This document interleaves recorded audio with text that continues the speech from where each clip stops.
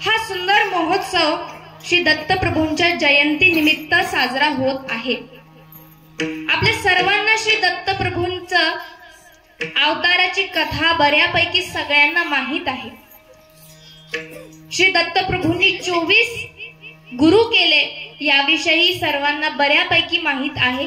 पुढे सुद्धा या विषयावर चिंतन होणारच आहे। पण महत्त्वाचा जो माझा मुद्दा आहे त्यावर मला प्रकाशन टाकायचं आहे। श्री दत्तप्रभूंनी 24 गुरु केले। श्री दत्तप्रभू हे ब्रह्मवेत्ते महापुरुष आहेत। ब्रह्मवेत्ते कुणाला म्हणावं? ज्यांच्या ठिकाणी सर्वस्वाचं ज्ञान आहे, किंबहुना ते उपजतच ज्ञानी आहेत, त्यांना म्हणावं ब्रह्मवेत्ते महात्मे। त्यांनी गुरु करून घेण्याची काय गरज होती मला सांगा? आपल्या जीवनात गुरु आल्याच्या नंतर गुरु आपल्याला काय देतात? ज्ञान देतात, बरोबर आहे की? ज्ञान देतात। पण गुरुदत्तांच्या ठिकाणी उपजतच ज्ञान असताना सुद्धा गुरु करून घेण्याची गरज काय? हा माझा मुद्दा। त्याचं उत्तर असं आहे, श्रीमद भगवद्गीतेमध्ये सांगितलेलं आहे। श्री कृष्ण प्रभू म्हणतात, यद्यदाचरति श्रेष्ठ तत्त्वदेवे तरो जनः उपदिक्षन्ति ते ज्ञानम ज्ञानिनो तत्वदर्शिनः। ज्ञानोबाराय याच्यावर स्पष्टीकरण देतात, एथ वडील जे जे करती तया नाम धर्म ठेवेती तेची येर अनुष्ठिती सामान्य सकळ। मोठी मंडळी जसं आचरण करतात, जसं वागतात, लहान मंडळी त्यांचं अनुकरण करत असतात। आपल्यासारख्या लेकरांनी त्या मोठ्या मंडळींचं आचरण करावं यासाठी ते अनुकरण करून दाखवत असतात। तैसे संत जगी क्रिया करुनी दाविती अंगी। ही संत मंडळी आपल्याला क्रिया करून दाखवतात। कशा करिता? आपल्याला एक उदाहरण देते म्हणजे लक्षात येईल। ज्याला सगळं दिसतं त्याला डोळस म्हणतात, आणि त्याचा आधार घेऊन त्याच्या मागे हजारो मंडळी, पण आंधळी मंडळी त्यांच्या मागे चलत आहेत। कुणाचा आधार घेऊन चलत आहेत? डोळस व्यक्तीचा आधार घेऊन चलत आहेत। आता मला सांगा, ज्याला दिसतं, जो नेतृत्व करतोय, त्यांनी पुढेच बघून चलावं की नाही? पुढेच बघून चलावं की नाही? त्यांनी जर इकडे तिकडे बघितलं तर पुढे जाऊन तो खड्ड्यात पडेल, बरोबर आहे की नाही? पण त्याच्या मागे येणारे हजारो आंधळी पावलं सुद्धा त्याच्या मागे खड्ड्यातच पडतात। म्हणून ज्यांचं नेतृत्व करण्याचं कार्य आहे त्यांनी प्रामाणिकपणे करावं, कारण त्याच्या मागे जे अनुकरण करतात त्यांचंही नुकसान होऊ शकतं। म्हणून हे संत मंडळी ब्रह्मवेत्ते महाराज आपल्याला अनुकरण करून दाखवतात, आचरण करून दाखवतात। का? तर आपल्यासारखी सगळी संसारिक लेकरं या संसाराच्या बंधनात अडकून आपल्या जीवनाचं नुकसान करून घेतील, त्यांना आपल्याबद्दल कळवळा येतो। आणि म्हणून ही संत मंडळी आपल्याला वारंवार दिशा दाखवण्यासाठी वेगवेगळ्या पद्धतीने सांगण्याचा, हर एक पद्धतीने सांगण्याचा प्रयत्न करत असतात। आणि म्हणून आपण या संतांचं अनुकरण केलं पाहिजे, या ब्रह्मवेत्ते पुरुषांचं अनुकरण केलं पाहिजे। ज्ञानोबाराय जसे उपजतच ज्ञानी होते, त्यांच्या ठिकाणी उपजतच ज्ञान होतं। कैवल्य साम्राज्य चक्रवर्ती विश्वमाऊली ज्ञानोबाराय, त्यांच्या ठिकाणचं इतकं श्रेष्ठ ज्ञान पाहून 1400 वर्ष ज्यांनी काळाला थप्पड मारली, ता विद्या 64 कलेंनी जे निपुण होते, असे चांगदेव महाराज सुद्धा ज्ञानोबारायांना शरणागत आले। आले लोटांगणी चांगदेवा, आले लोटांगणी चांगदेवा, आले लोटांगणी चांगदेवा, आले लोटांगणी चांगदेवा। उपजताची ज्ञानी देवर माझा नोनी, उपजताची ज्ञानी देवर माझा नोनी, उपजताची ज्ञानी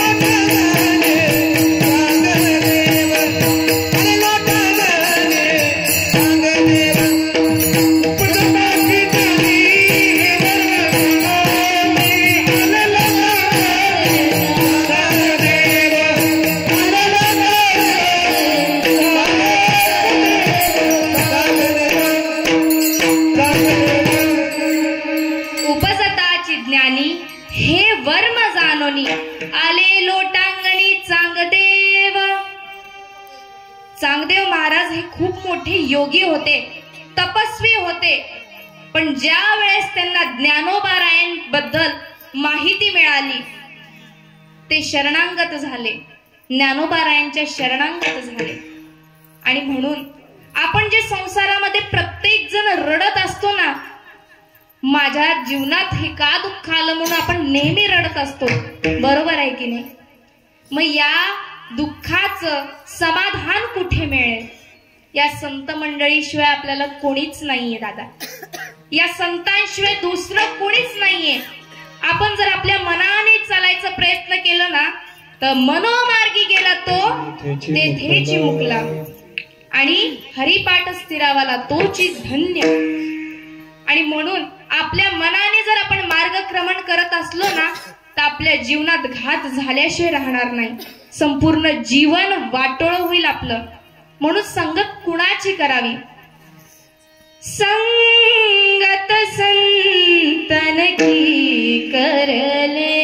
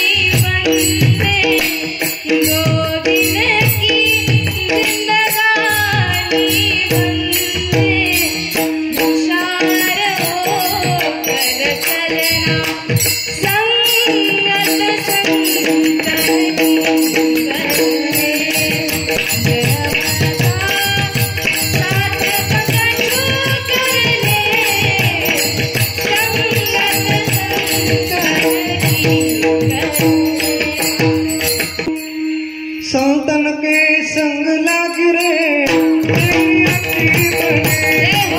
संतन के संग लाग रे तेरी अच्छी बनेगी, संतन के संग लाग रे तेरी अच्छी बनेगी, संतन के संग लाग रे तेरी अच्छी बनेगी, अच्छी बनेगी तेरी बिगड़ी बनेगी,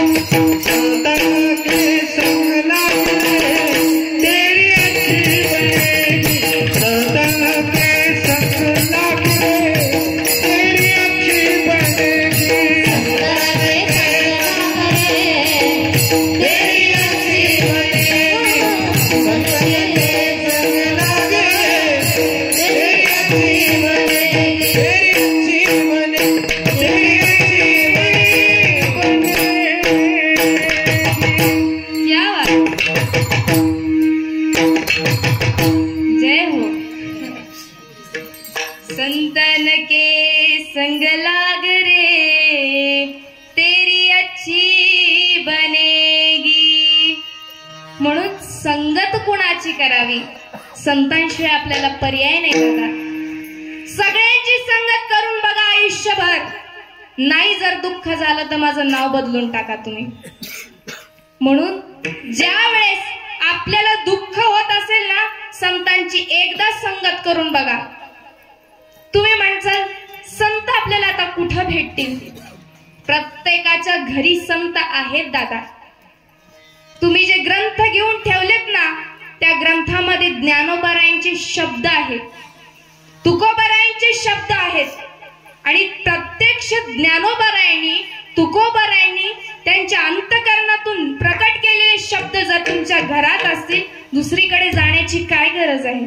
संत घरातच आहेत ना, दुसरीकडे जाण्याची गरज काय? म्हणा ना दररोज हरिपाठ, म्हणा ना गाथातले अभंग म्हणा. सगळं काही आपल्याच ठिकाणी आहे की नाही? तुझं आहे तुझं पाशी, परी जागा आहे की नाही? जवळच असताना आपण कुठंतरी लांब भटकतो आणि तिथंच आपला घात झाल्याशिवाय राहत नाही. आपण प्रत्येक संसारिक मंडळी काय करतो? वस्तू गोळा करत बसतो. बरोबर आहे की नाही? हे घे ते घे, ह्याचा ढीग लाव त्याचा ढीग लाव करत करत संपूर्ण आयुष्य त्याच्या मागे निघून जातं. मला सांगा, इथं जी वयस्कर मंडळी आहेत, मला सांगा प्रामाणिकपणे, खरंच का हो तुम्ही आयुष्यभर गोळा केल्यानंतर तुम्हाला सुख मिळालं का? मिळालं का सुख? प्रश्न कळाला ना माझा? सुख मिळालं का तुम्हाला? उत्तरच देत नाही हो. माझी भाषा नाही कळत का? मिळालं का सुख? खरं सांगा बरं. नाही मिळालं, मिळूच शकत नाही. आपण विषय गोळा करत बसतो, पण ज्ञानोबाराय म्हणतात विषयात सुख आहे. अरे अरे, ते बोलण्यासारखंच नाही. विषयी सुख आहे हे बोलणे सारखेची नव्हे, बोलण्यासारखंच नाहीये हे. आयुष्यभर कितीही आपण गोळा केली, इस्टेट कमवलं, पण जाताना आपल्याला देऊन जावं लागतं. काय घेऊन जायचे सोबत? मग धन मिळवून कोटी सवे नये लंगोटी, सवे नये लंगोटी, सवे नये लंगोटी. धन मिळवून कोटी सवे नये लंगोटी, सवे नये लंगोटी, सवे नये लंगोटी. धन मिळवून कोटी सवे नये लंगोटी, धन मिळवून कोटी सवे नये लंगोटी, धन मिळवून कोटी सवे नये लंगोटी, सवे नये लंगोटी, सवे नये लंगोटी.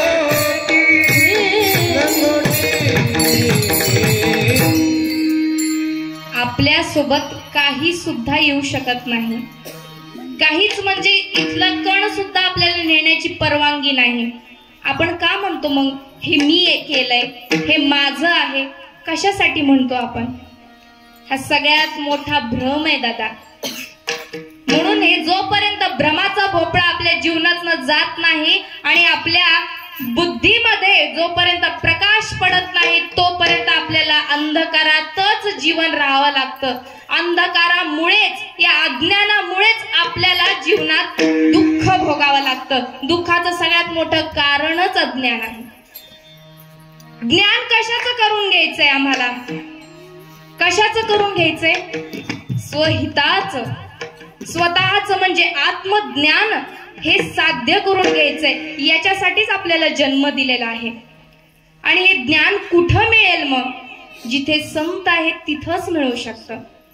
चंद्र तेथे चंद्रिका, शंभू तेथे अंबिका, संत तेथे विवेका असणे कीजे. जिथे संत आहे तिथे विवेक नांदतं. त्यांच्या पायापाशी विवेक असतं, ज्ञान असतं. म्हणून साधकांसाठी हे संत मंडळी मायबाप आहे.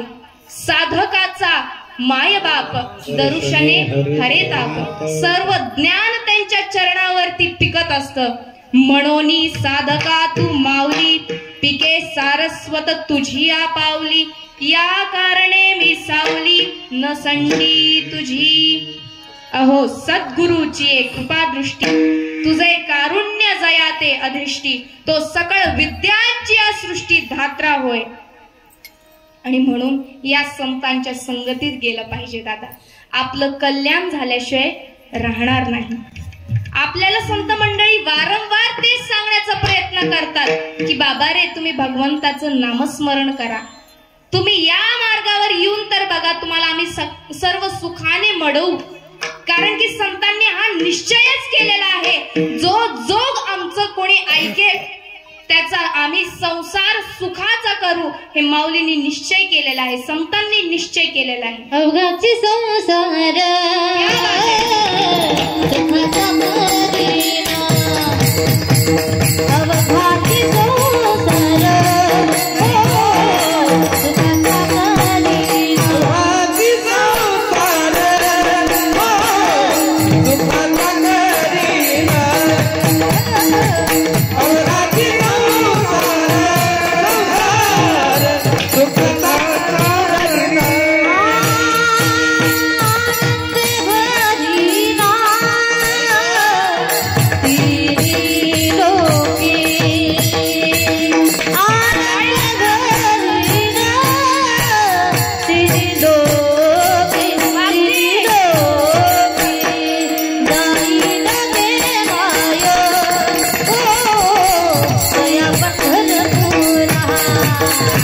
Thank you.